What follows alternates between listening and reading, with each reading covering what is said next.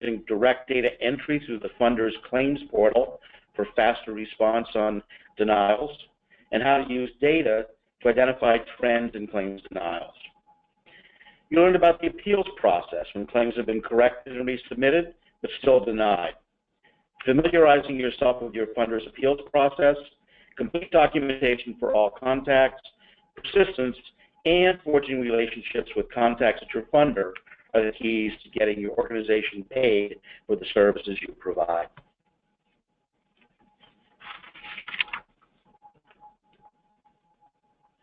I'll start by defining some of the terms we'll be discussing today. And some of these are self-explanatory, but I will take a couple of minutes to talk about key performance indicators and days in AR, since these are key concepts in revenue cycle optimization that aren't always easy to understand. Key performance indicators, or KPI, are the metrics your organization chooses to measure areas of performance that are important to become more effective and efficient. And these are quantitative measures rather than qualitative measures. They fall into four general categories: revenue improvement, cost reduction, time improvement, and customer satisfaction. And all of these kinds of key KPI can be applied to revenue cycle management. They usually represent performance over time and can be linear, year over year, or compared to a benchmark or a budget. The collection and reporting periods could be daily, weekly, monthly, or quarterly. The old adage that you can't tell players without a scorecard applies here. It's important to be able to know whether your processes are becoming more effective and efficient. One of the more common KPI is the days in AR. Days in AR is a mathematical calculation that expresses how quickly you get paid for the services you build. To calculate days in AR, we first determine two things: the average daily charges and total receivables. Average daily charges is the total charges for the period divided by the number of days in the period. So if we're measuring days in AR for the first 6 months of the year, I'm going to say that's 180 days for simplicity. And we've received $1,800,000 during that time.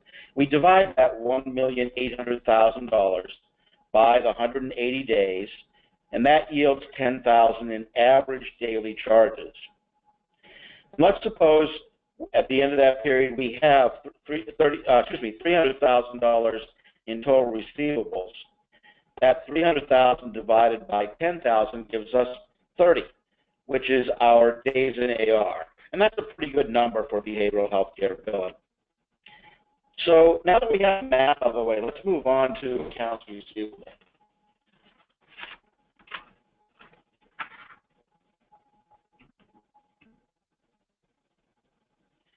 Accounts receivable are simply the charges for which you're waiting to get paid.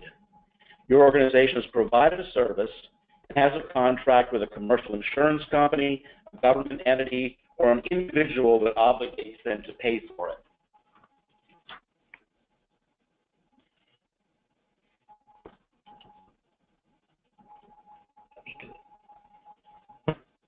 Tracking accounts receivable closely is important because accounts receivable are a short-term asset on your balance sheet. It's not quite cash, but it's not a building that you cannot quickly convert to cash. It's the money owed your organization that you expect to collect usually within 30 to 90 days. In terms of your cash flow, it sits between the outflows and the inflows because the service has already been performed and many of the costs associated with the service may have already been paid out, but you've not yet received the cash. Collecting as much of our receivables as quickly as possible is our goal. An important principle in accounts receivable is to make it easy for our customers, and I use that word in quotes, because it's your funders, to pay you, and that's what we will look at next. Generating clean claims is the most important thing you can do to make it easy for your funders to pay you. As we saw in earlier sessions in the series, errors result in delays because of rejected or denied claims. Your practice management software or practice management service must be able to identify and assist you in correcting claims data before the claim is sent to your funders.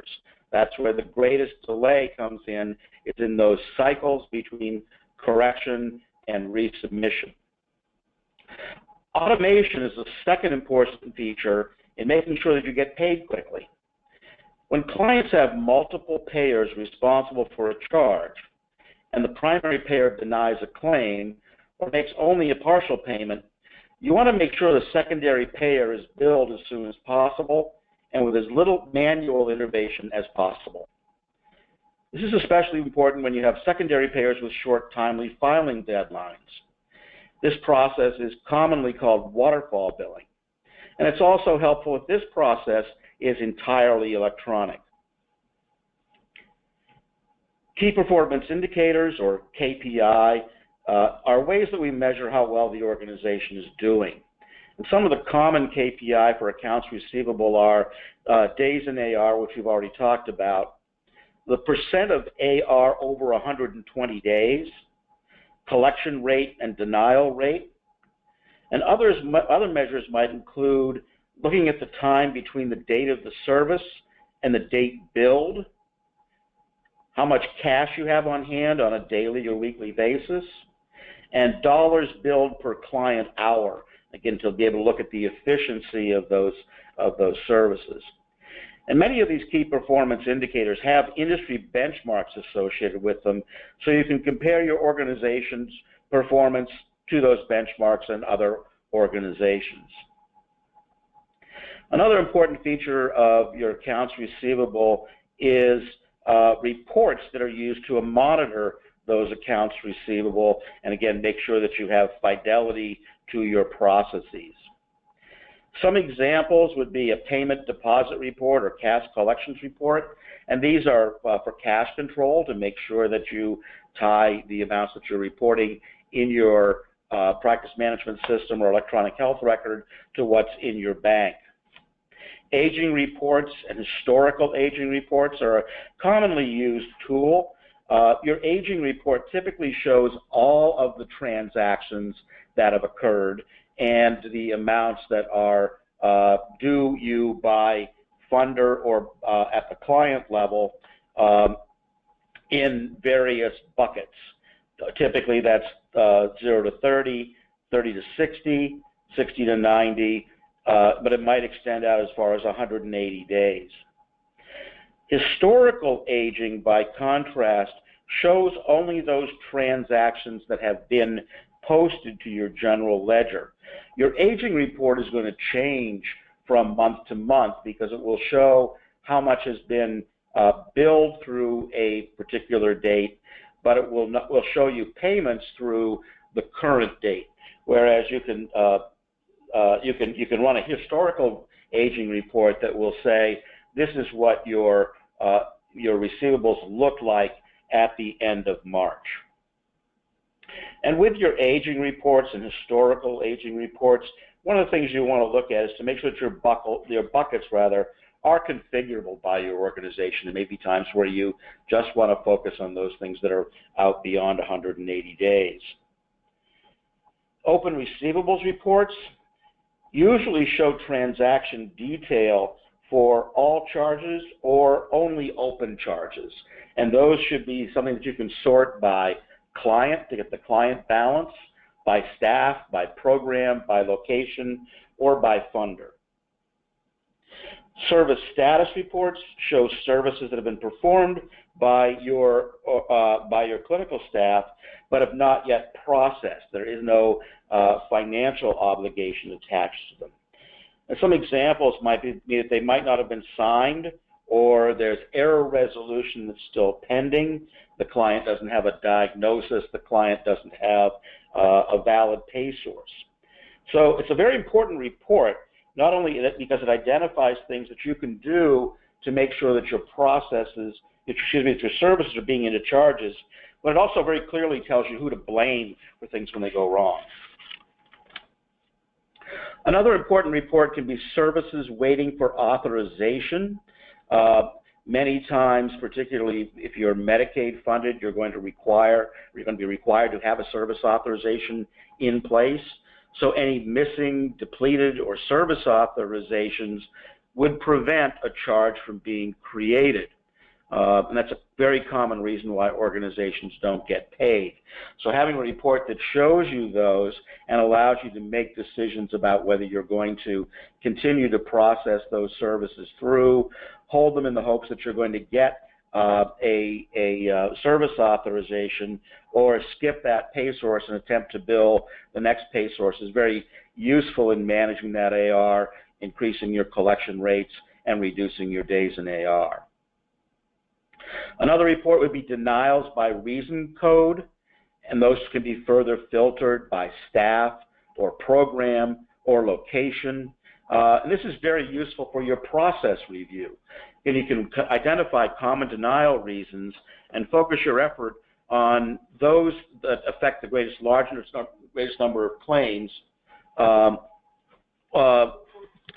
Should have your practice manager should be able to have largest number of claims or dollars. Finally, custom reporting is an important part of any accounts receivable or billing system. In addition to the 20 years I've worked with the ECHO Group, I spent 15 years implementing inventory control and point of sale systems, and almost always the first thing we did was identify all the reports in addition to the standard reports that an organization would need. So your practice management system should also have a report writing tool that's easy for you to use, and your vendor should provide you a data dictionary that identifies where to find the data that you need.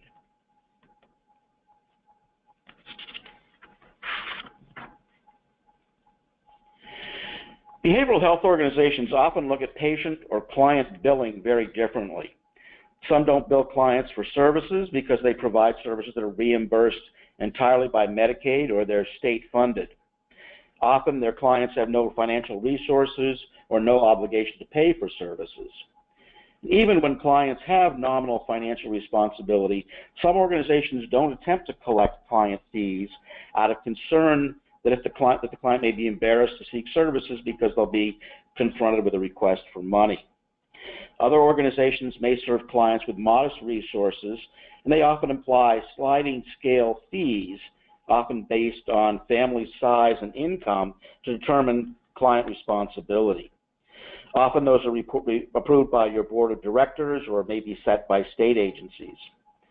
Clients or their guarantors receive a monthly statement. That statement may be mailed to the client, or they may be made aware of their current balance when they come to a facility for an appointment. Some organizations believe that clients meeting financial obligations reinforce participation in treatment and indicate readiness for change. Regardless of how your organization treats client statements, there are several reasons why they are important. First of all, patient responsibility is part of your revenue stream. If you treat Medicare clients or have a significant number of clients with third-party insurance, or charge clients for the residential portion of services, that could be a significant amount. It's good practice to collect copays at the time of service. The statement and receipts that you provide should be clear, concise, correct, and client-friendly to maximize those collections. It also makes good sense to include as much useful information on the receipt as possible. You may want to print upcoming appointments, cancellation policies, reminders to bring insurance or Medicaid, Medicare cards, and numbers that they should use to call an emergency. Those are all good things to put on that receipt. Uninsured clients create additional challenges.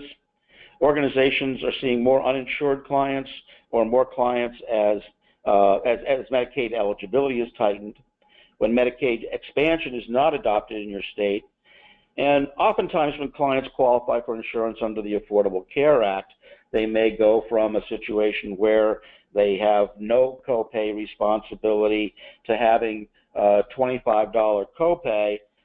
That can mean $100 a month for someone who is seeing someone on a weekly basis.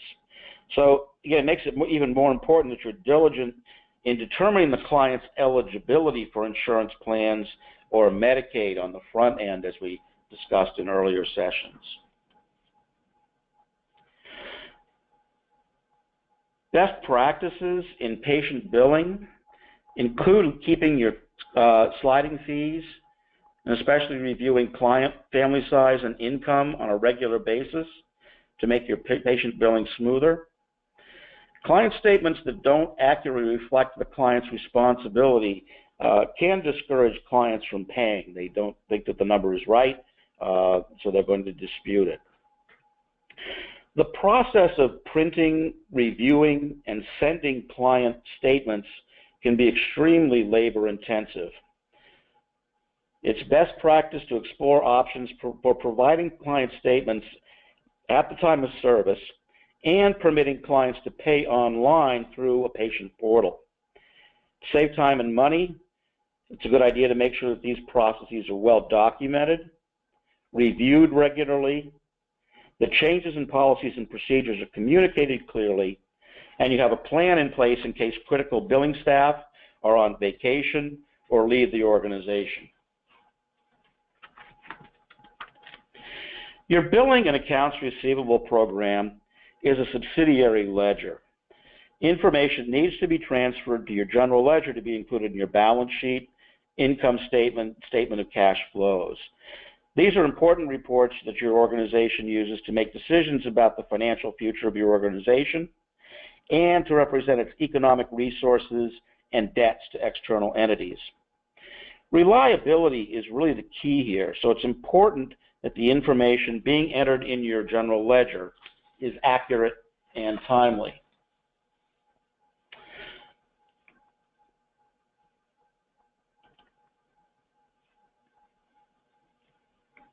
Trial balances and postings should be done frequently. Modern accounts receivable and general ledger applications no longer require separate files for open period and historical information. The relational database management systems that are deployed today manage memory very efficiently, so you don't have to have that edifice of keeping things in a small file to manipulate them today and then adding them to history. This means you can post to your general ledger as often as you'd like. You don't have to wait until the month is closed. The appropriate period is going to be included in the information that is sent to your general ledger from your accounts receivable. And you can get up-to-date reports before the end of the month. You don't have to wait until 15 days after the month is closed to be able to get accurate predictions about your cash flow. It's also important to keep your mapping from your accounts receivable to general ledger chart of accounts up to date. Most accounts receivable and billing software includes a utility to identify where to report charges, adjustments, contractual adjustments, payments, credits, and write-offs, and they can be classified by service type, program, location, often by pay source. So you should review those mappings whenever you deploy new services or if programs and locations change. Information is transferred from your accounts receivable to general ledger, often using a comma delimited or tab delimited file. And most major general ledger software, such as Great Plains or Sage or Blackbaud or even QuickBooks, can import these files either in summary or detail format. Those files can also easily be imported into Microsoft Excel so data can be reviewed, sorted, and totaled before posting to your general ledger. These automated processes significantly reduce errors caused by manual entry, and they can also assure that the transactions are posted in the correct accounting period. End-of-period reports in billing and accounts receivable software typically assist you in finding activities that have fallen between the cracks of your clinical and billing processes. Service status reports, incomplete service reports, unbilled active charges can identify those events that you do not have money associated with them yet.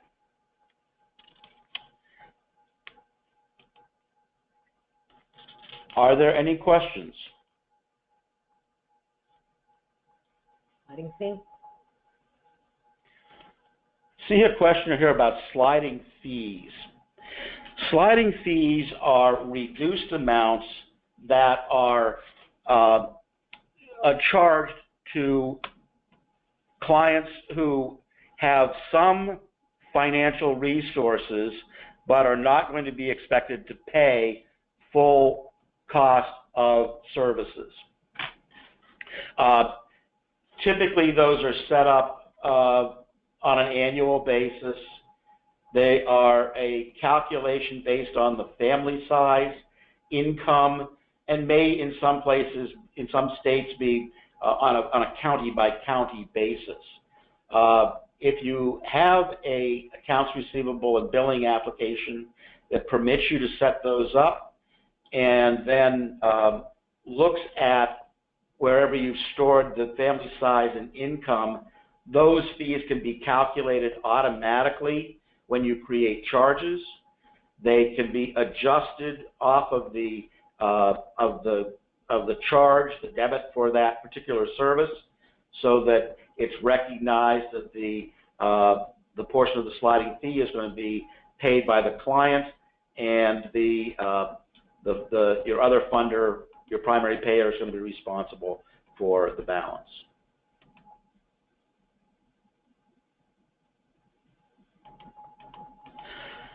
Here's a question: if we use Echo Revenue Manager now, can we import into Great Plains? Yes, you can. If you contact Echo support or your account manager, they'll be happy to work with you on that.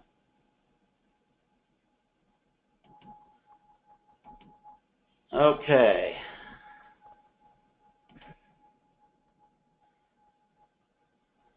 What if the patient has Medi-Cal as a secondary and we are not in network with Medi-Cal? Does Medi-Cal still have the responsibility for the remaining balance, or does the patient have the responsibility? I am not a Medi-Medi expert. If you will send an email to info@echoman.com with that question, we will have somebody contact you. And I assume they're in California.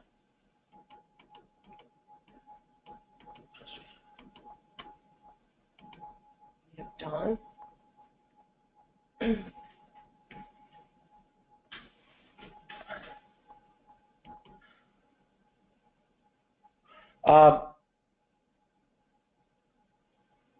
One individual pointed out they lost connection and would like a recap of what I mentioned about accounts receivable. This is being recorded and will be available. The website will be sent to you so you can review that in its entirety.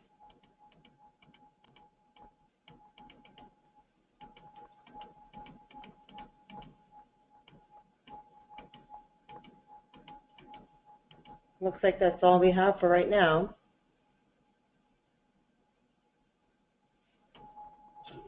Show post. Oh. Another one.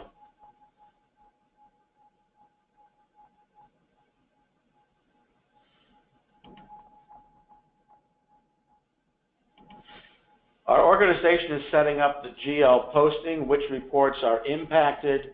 We are trying to run historical AR aging, but it doesn't show by post date.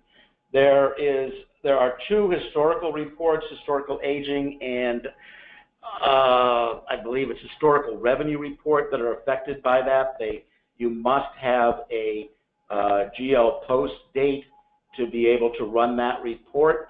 There could be a number of reasons. You say you're trying to run the historical AR aging, but it doesn't show by post date. Again, if you contact Echo Technical Support, They should be able to help you with the specifics of why that's not showing up and look at your configuration. If you want additional information about that, you can either contact your account manager or email us at info@echoman.com. Okay, well, we're coming up on that half hour. I can see that some additional questions are starting to come in. The contact information is on the screen. Send all your questions to info@echoman.com. We will forward the questions to the appropriate specialist and get the answers right back to you. Any other words, Scott? Thank you all very much.